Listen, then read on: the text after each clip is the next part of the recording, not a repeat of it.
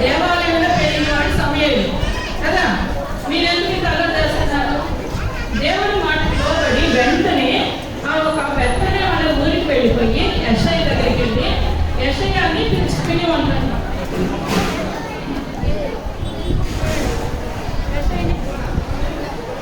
యెషయాని పిలిచాడు. పిలవగానే అయ్యా నేను ఇక్కడికి వచ్చాను, నీ కుమారులందరినీ పిలువు, మీ ఇంటి దగ్గర నేను బలర్పించి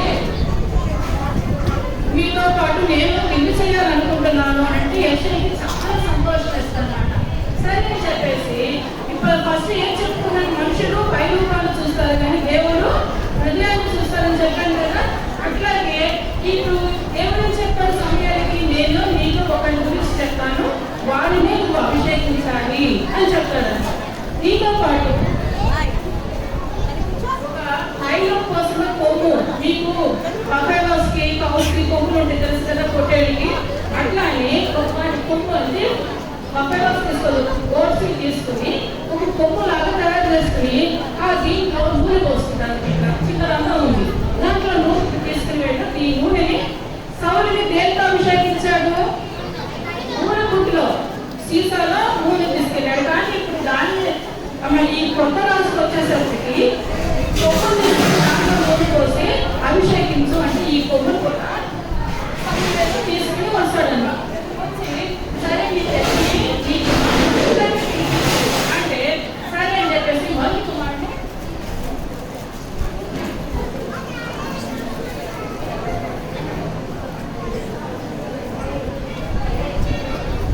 కుమారుడు పిలుస్తారనమాట.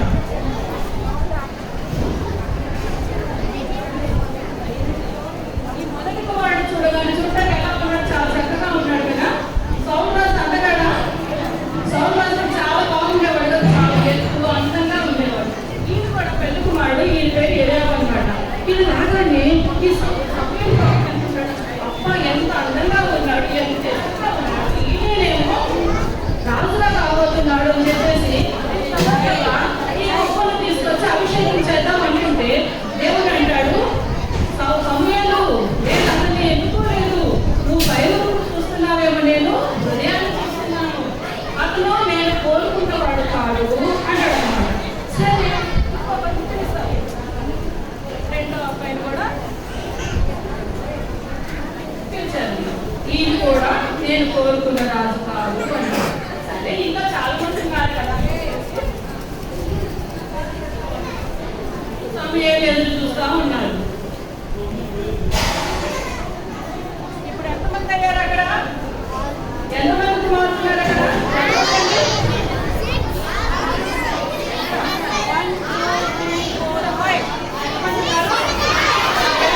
పనివాడు ఉన్నాడు అనమాట. కుమారుడు ఎంతమంది? 5 కానీ వీళ్ళు కూడా కాదు అన్నాడు. సరే ఇంకెవరు ఉన్నారా అంటే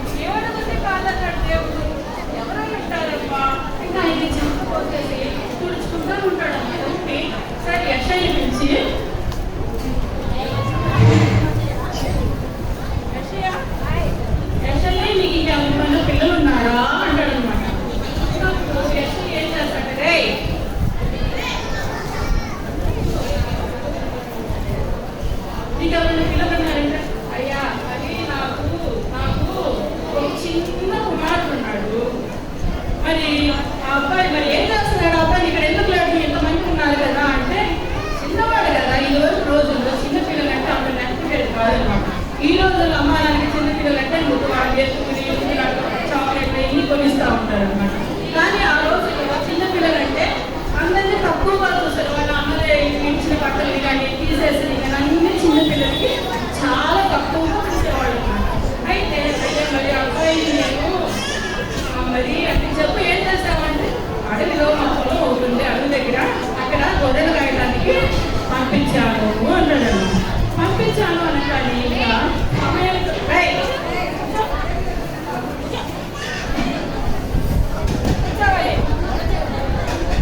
నేను గొర్రెలు కాయడానికి పంపించానని కానీ ఏం చేస్తారనమాట. సరే నువ్వు వెంటనే వెళ్ళి అక్కడ ఒక పనివాడిని పంపించి అసలు నీ కుమారుడిని పిలుచుకురా అంటాడు అనమాట.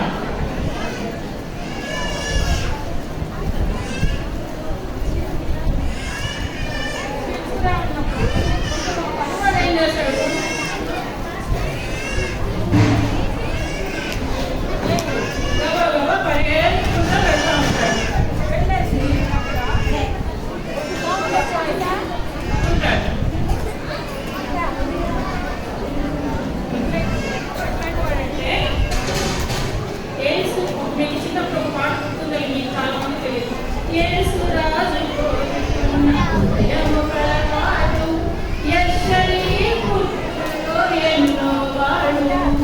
యేసు రాజు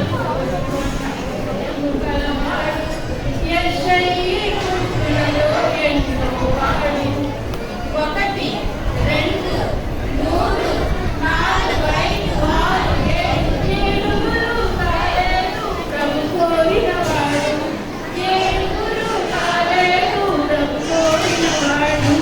కడసారి వాడు అడుగులో అడుగువాడు.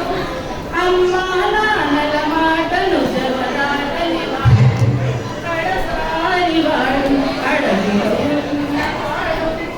అమ్మా నాన్నల మాటలు జవదాటని వాడు. అమ్మా నాన్న మాటలు జవదాడుతున్నా ఏం చేస్తుంది? అడవిలో ఉంది.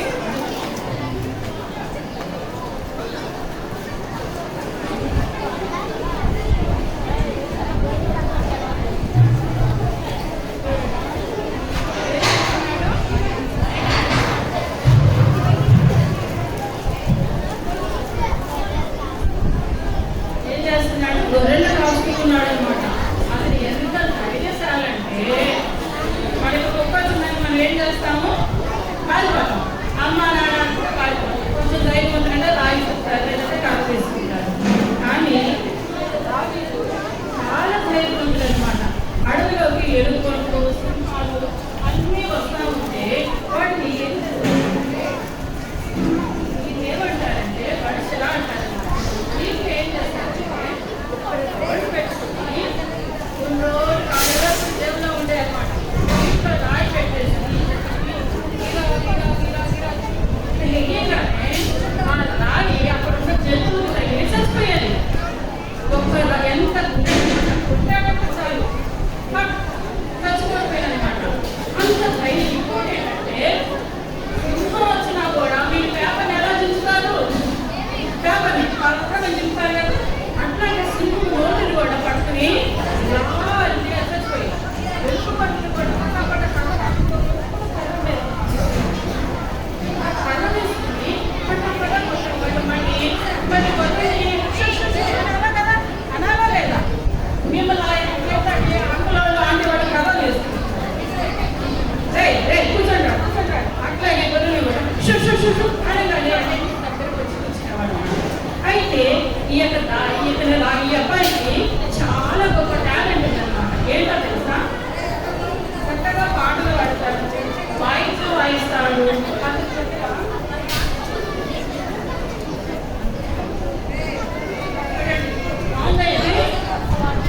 బాగుందైతే నేను ఏమంటారు తెలుసా? సితారా అంటారు. వైలకాలు సితారా అంటారు అనమాట. ఈ సితారా తీసుకుని ఇలా పెట్టుకుని చక్కగా స్తుతులు పాడడం యేసు ప్రభువునకు సమర్పించిన సృష్టికర్త అని పాట పాడుతూ ఉంటే ఈ గొర్రెలు చక్కగా బ్యాటింగ్ ఇట్లా ఒప్పుకుంటా. కానీ అడిగిన ఒక్కడే ఉంటాడు కదా, ఎవ్వరు తోడుంటారు అనమాట. వండుకుంటా ఉంటే అతని ధైర్యం వేస్తే అందరికంటే నుంచి దేవుడు తోడుగా ఉన్నాడు అనమాట. అబ్బాయి ఎంత వయసు ఉన్నాడు? మన 10th క్లాస్ అందరూ ఉన్నారు కదా, తెలుసు కదా మీకు 10th క్లాస్ అందరూ అంత వయసు అనమాట అబ్బాయిలు.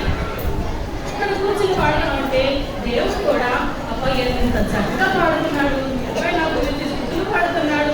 ఎన్ని కష్టాలు వచ్చినా కూడా, ఎన్ని బాధలు వచ్చినా, అడవిలో ఒక్కడే ఉన్నా కూడా పాటలు పాడుతూనే ఉన్నాడని చెప్పేసి ఏసై వింటున్నాడు, దేవుడు వింటున్నాడు, ఈ గొర్రెలు కూడా అంత ఈ పాట పాడుతూ ఉంటే పనివాడు ఏడుకుంటూ వచ్చేసి అయ్యా మరి మీ ఇంటికి ఎవరు వచ్చారు? మస్తు పక్కన వచ్చాడు కదా. ఎవరైనా ఎవరు?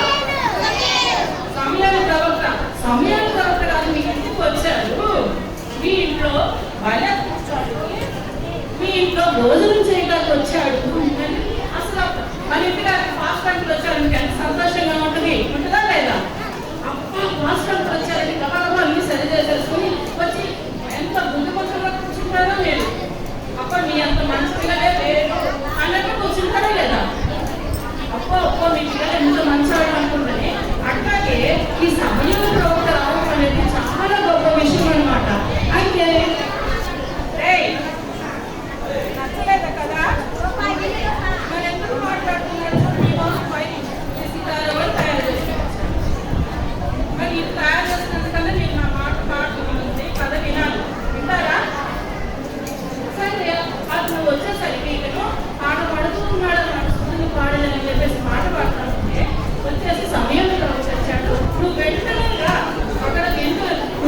కానీ బలి అర్పించినట్ట రిలీజ్ చేయాలంటే ఇది ఇక దావీదు ఏం చేస్తాడంటే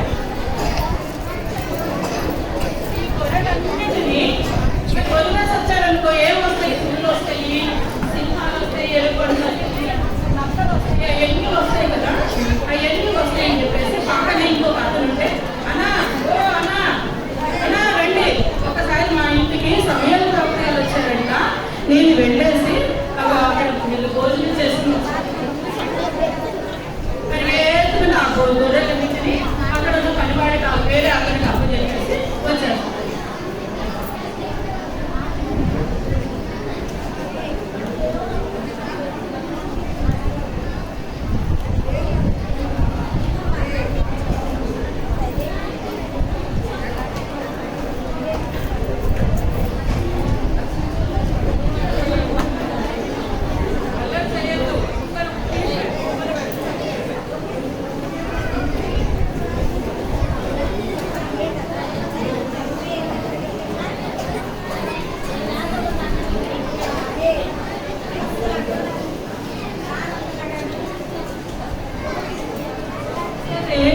దావీదు వస్త్రం చూసేసి సమూయేలు ఏమనుకున్నాడంటే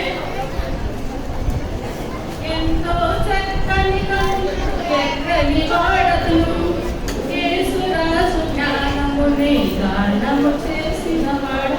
ఆయన చూడగా ఏమంటున్నాడు? చక్కటంటే అతను అంటే మంచి పనుకుంటారు, ఎర్రగా ఉంటాడంట, చాలా చక్కగా ఉంటాడనమాట. దావీదు చక్కగా కాదా? చక్కగా కదా. అప్పుడు ఏమంటాడు? ఇతడే నేను కోరుకున్నవాడు అని చెప్పేసి అంటాడనమాట. సరే మళ్ళీ ఇంకోసారి పాట పాడుకుందామా? ఎంతో చక్కని పనులకు ఎర్రని వాడతను యేసురాజు జ్ఞానముని గానము చేసిన వాడు, యేసురాజు జ్ఞానముని గానము చేసిన వాడు, యేసురాజు కోరుకున్న హృదయము కలవాడు, యెష్షయి పుత్రులలో కడు చిన్నవాడు, దావీదు చిన్నవాడు, దావీదు చిన్నవాడు. అబ్బాయి ఏ పేరు? దావీదు అంటే దేవునికి ప్రియుడు అని అర్థం అనమాట. మరి ఆ దావీదు ఎంత మంచివాడంటే గొర్రెలకు మంచి కాపరనమాట. మరి గొర్రెల కోసం తన ప్రాణాలు కూడా ఇవ్వటానికి తెగించి వాటిని చంపినవాడు. అట్లాగే యేసయ్య కూడా మన పాపాల కోసము మన కోసం మనకు ఒంటరిగా ఉన్నామనుకో మనకు తోడుగా ఉండే దేవుడు అనమాట. అయితే దావీదుని చూడగానే ఇతడే నేను కోరుకున్నవాడు సమూయేలు అనగానే వెంటనే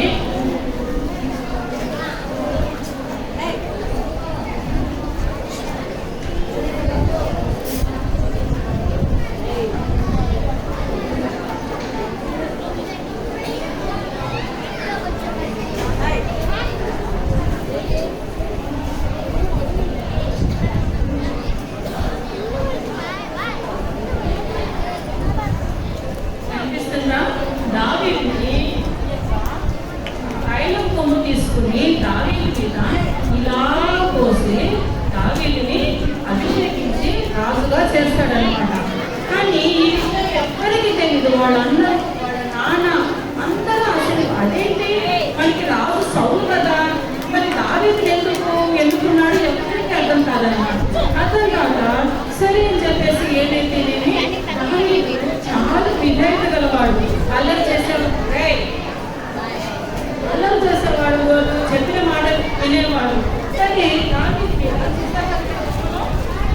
అభిషేకం చేశాడనమాట. నూనెతో అభిషేకం చేసిన తర్వాత దేవుడికి బలర్పించేశారు. బలర్పించేసి ఇక ఏం చేశారు? ఇంకా ఎవరి పనులు వాళ్ళకి. ఏం చేస్తా ఉండేవాడు? వదిలిపెట్టొచ్చాడు కదా. వదిలిపెట్టొచ్చారా? వదిలిపెట్టాడా లేదా? అడగలేని ఉన్నాయి ఇంటికి తెచ్చాడా?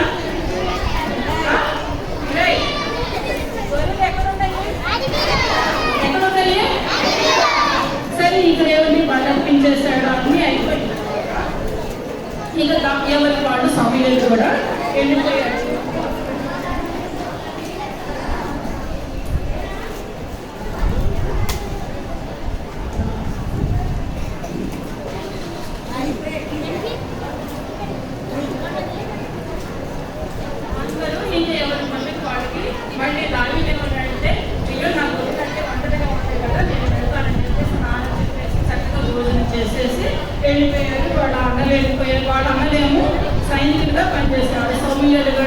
ఆయన కూడా వెళ్ళిపోయినాడు.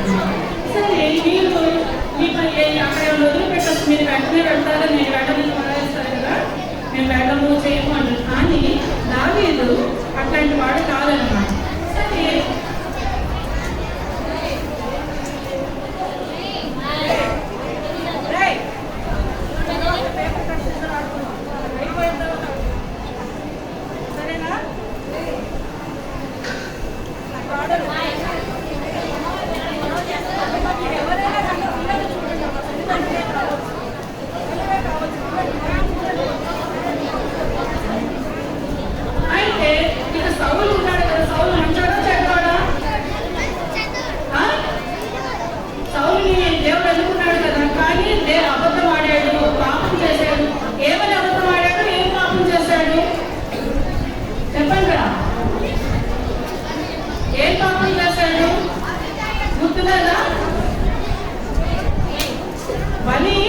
అర్పించద్దు అని అంటే తొందరపడి బలి అర్పించాడు. తను చేయవలసిన పని కాకుండా సమయాలు రాకముందే దేవుడికి బలి అర్పించాడు. ఇంకొకటి ఏంటంటే అమాలేకుల రాజు మీదకి వెళ్ళిపోయి అందరినీ చంపేమన్నాడు కదా. చంపమంటే ఏం చేస్తారు, రాజులను వాళ్ళు కొన్ని పశువులను తీసుకొచ్చి లోపల పెట్టి సమయం అడిగితే అని దేవుడికి బలి అర్పించడానికి అని చెప్పేసి అబద్ధమాట. ఆ విషయాల్లో దేవుడికి కోపం వచ్చేసి సౌలుని రాజుగా వద్దు అనుకుని దావీదుని ఎన్నుకున్నాడు.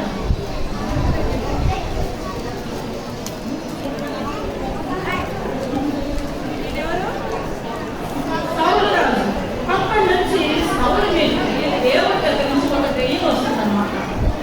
చూడండి, అబద్ధాలు ఆడిన, దొంగతనం చేసిన సాతాను మీ మద్దతుకు వచ్చేసి ఏమంటాడంటే అబద్ధవాడు అబద్ధవాడు అంటా ఉంటాడు అన్నమాట.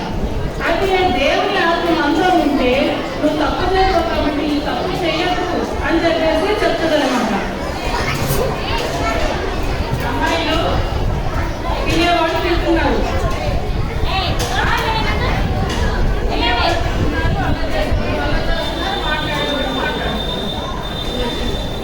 మీకు ఇష్టం లేదు అసలు, బాగాలేదా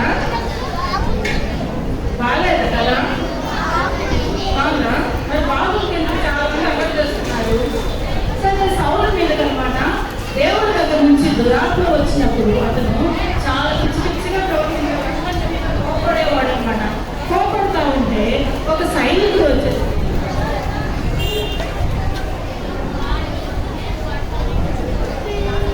పనివాడు సౌలు దగ్గరికి వచ్చేసి, అయ్యా రాజా, నీ దగ్గరికి ఒక దేవుడి దగ్గర నుంచి దురాత్మ వస్తుంది కదా, ఆ దురాత్మను వెళ్ళగొట్టాలి అని అంటే చక్కటి పాటలు. కొంతమంది దుఃఖంలో ఉన్నప్పుడు కొంతమంది పాటలు పాడుకుంటూ ఉంటారు అన్నమాట. పాట పాడుతూ ఉంటే నీ దగ్గర నుంచి ఆ దురాత్మ వెళ్ళిపోతుంది. సితారా వాయించే ఒక అబ్బాయి నాకు తెలిసి ఉంటే, సరే సౌలు ఏమంటాడంటే, సరే నువ్వు వెళ్ళి నా కొరకు ఆ సితారాను వాయించే అబ్బాయిని తీసుకురా అంటే, ఆ సైనికుడు అంటాడు, ఇందాక ఒక ఊరి పేరు చెప్పాను, ఏం పేరది, అక్కడ ఉన్న అతని పేరేంటి, కర్తనీయులో యెషయి అనే ఒక అతను ఉన్నాడు.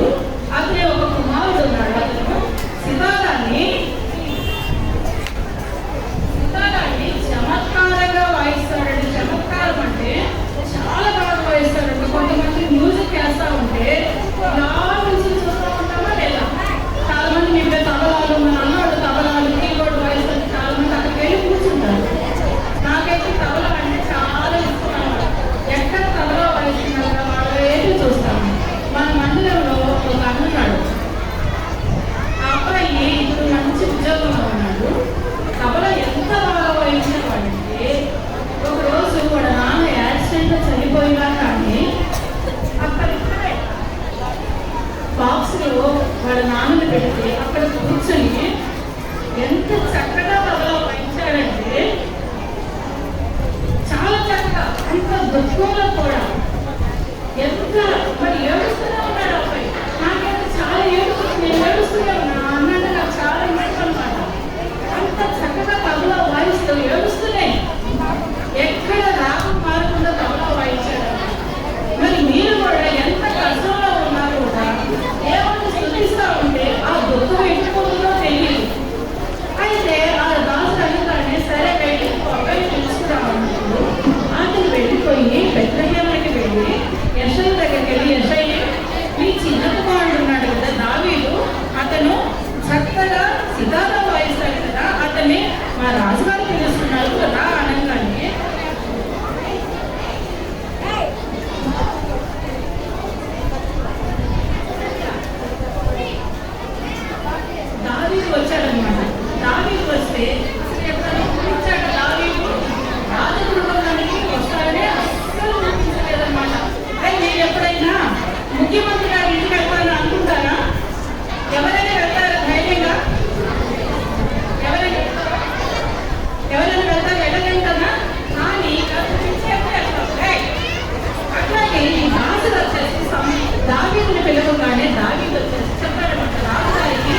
దురాత్మ వస్తుంది, కొంచెం సంగీతం వాయిస్తే ఆ దురాత్మ పోతుంది అన్నమాట.